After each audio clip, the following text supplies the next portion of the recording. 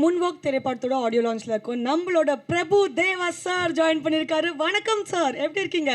நல்லா இருக்கு. So first of you so excited for this movie and your presence also. So முதல் கேள்வினா, இந்த கதையை நீங்கள் கேட்டிருப்பீங்க. So what made you choose the script? இல்லை, ஆக்சுவலாக நான் வந்து ஃபஸ்ட்டு ஸ்கிரிப்டை கேட்கவே இல்லை ஃபுல்லாக. அவர் வந்து சார் நான் உங்களை ரஹ்மான் சாரை வச்சு ஒரு படம் பண்ணணும் ஓகேன்ட்டு.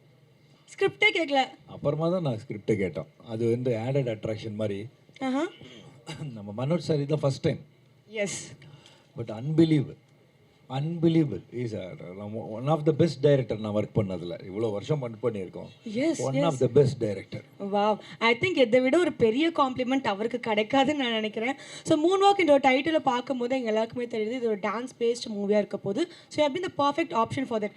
நான் ஒரு விஷயம் என்ன கேள்விப்பட்டேன்னா, ஏதோ ஒரு பாட்டுக்கு நீங்கள் ஒரு 1 month டான்ஸ் ரிஹர்சல் பண்ணீங்க அப்படின்னு சொல்லிட்டு.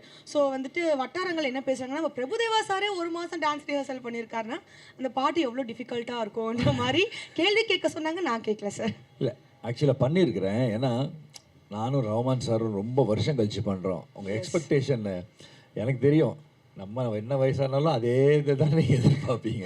ஆமாம். ஸோ அவர் ரஹ்மான் சார் மரணடி அடிச்சிருக்காரு. ஸோ அவர் லெவலுக்கு நம்ம போகணுன்னா அந்த ஸ்பீடு, அதே மாதிரி அந்த காதலன் டைம், ரோமியோ டைமு, அந்த அப்போ பண்ணியிருக்கிற ஸ்பீடு வரணும். அதே இதை கொடுக்கணுன்ட்டு ஆசை. அந்த ஆசைனால இட்ஸ் நாட் அபவுட் அந்த கற்றுக்கிறது இல்லை மூமெண்ட், அந்த ஸ்வாகு, அந்த ஸ்பீடு, அந்த மசில் மெமரி வரணும்.